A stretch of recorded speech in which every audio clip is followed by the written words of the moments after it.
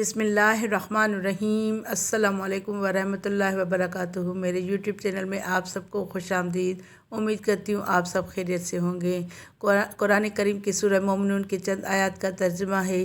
یقیناً ایمان والوں نے فلاح حاصل کر لی جو اپنی نمازوں میں خشوع اختیار کرتے ہیں اور جو لغویات بیہودہ باتوں سے پرہیز کرتے ہیں اور جو زکوٰۃ ادا کرتے ہیں اور جو اپنی شرمگاہوں کی حفاظت کرتے ہیں سوائے اپنی بیویوں اور ان کی کنیزوں لونڈیوں کے جو ان کی ملکیت میں آ چکی ہیں، اس صورت میں وہ قابل ملامت نہیں ہیں۔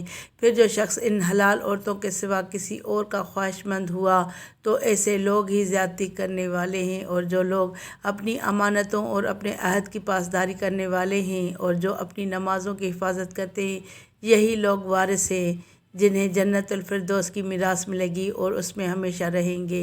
ویڈیو اچھی لگی تو ویڈیو کو لائک کر کے زیادہ سے زیادہ شیئر کریں، اور چینل پر نئے ہیں تو چینل کو سبسکرائب کر کے بیل آئیکن کو دبائیں تاکہ میری آنے والی ہر نئی ویڈیو کا نوٹیفیکیشن آپ کو سب سے پہلے ملے۔